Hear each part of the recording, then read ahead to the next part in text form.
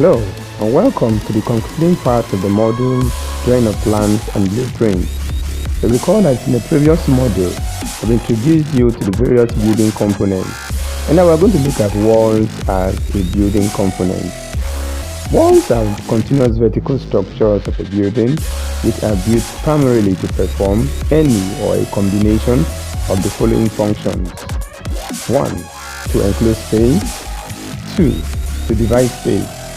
3. To carry load and provide support for other building structures. 4. To act as shield against bad weather. 5. For decoration. And now let's look at the various materials that can be used for making walls. Walling materials. There are varieties of materials that can be used for the construction of walls. These include grasses, leaves, timber, mud, stones, bricks of clay, concrete blocks, metal sheets, concrete, synthetic materials, and of course glass. And this brings us to the different types of walls. Walls can be classified according to the materials they are made of or according to the purpose they serve. Classification of walls according to materials. Here we have block walls or masonry wall, stone wall, mud walls, timber walls, brick walls, zinc walls, glazed wall, concrete wall, also known as monolithic walls. And now we're going to look at the classification according to their function. Under this we have load-bearing walls. These are walls that support or carry load from the upper floor or roof. Non-load-bearing walls. These are walls that support their own weight only. Partition walls.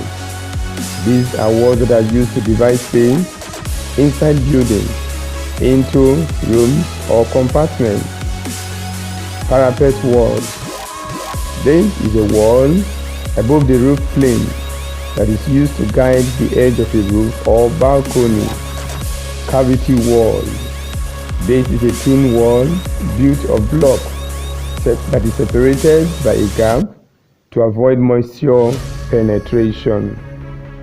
And we're going to look at how the blocks can be arranged in making walls. And that is known as bonding.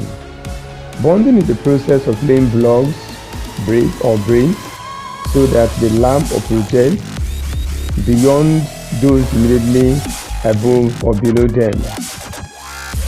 There are different types of bonding in building construction.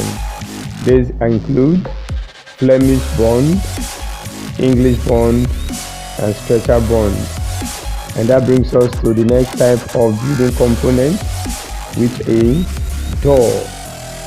A door is a component which closes the entrance to a building, room, or cupboard, etc. In other words, entrances and exits into and from buildings are only possible through doors. Let's look at the various functions of doors. 1. They serve as barriers to danger. 2. They beautify the house. 3. They protect the lives and properties of the occupants of the building. 4. They serve as entrances to the users. Types of doors. Doors can be classified according to their structure, that is the construction, or according to their mode of opening. However, it can be broadly classified as interior doors or exterior doors. Interior doors. There are 4 types of doors that are generally used as interior doors in buildings. These are panel doors, flush doors, French doors, and louver doors. Exterior doors. These are doors that are used as the main entrances to the building, but can sometimes be used for decorative purposes, e.g., sliding doors, folding doors, revolving doors. And now we're going to look at windows also as a building component. Windows are openings in the wall of a building or roof to let in light or air. They can be made of timber, glass, metal, etc. Some of the different types of windows include casement window, sliding window, sash window, louver window. A very special type of window is called dormer window. This is a type of window that is installed on the roof of a building. Now let's look at roofs also as a building component. Roofs are the top coverings of buildings. They perform specific functions which include 1. Weather resistance. The roof must be weatherproof to shield the house from the direct rays of the sun and from the rain. 2. Strength. The roof must be strong enough to carry its own weight and the superimposed weight of the wind.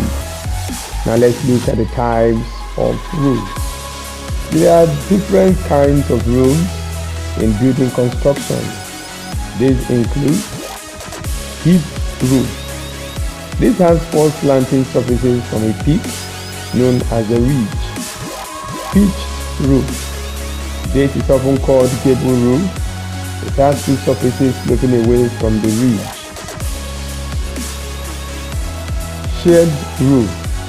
This is the simplest form of roof construction, having only one slope, usually to the rear of the building. It is also called lean-to roof. Butterfly roof. This is a double shared roof which slopes inward with a low point to the center of the building. Monitor roof. This roof has 2 surfaces on either side of the house, with the upper surface raised above the lower surface, and vents are fixed vertically between them. It is commonly used for large factories, buildings, or warehouses. Half monitor roof. This has 2 surfaces only. One surface is lowered and on one side, while the other surface is raised a little above the lower one in the center. Combination roof. This type of roof has 2 surfaces sloping away more on one side than the other. The greater slope is usually on top of the rooms, while the smaller slope usually carries the veranda. It is mostly used for school buildings. Arched roof. This is used for large span construction work. It can be made in the workshop and ready for fixing on the site. Mansard roof. This has double slopes on each side. The lower part of the roof, which is fitted with a dormer window, has a steep pitch, while the upper part has a slope of about 30 millimeters. Now let's look at some of the materials that can be used for making roofing materials. Some of the materials that can be used as roofing sheets include grass, galvanized corrugated iron sheet, corrugated asbestos, aluminum sheet, tiles, which include terracotta tiles, also known as burnt clay, concrete tiles, and metal tiles. And here is how we come to the end of the lesson on the module. I do hope you have gained a lot from these lessons. I'll see you again in the next module. Have a nice day.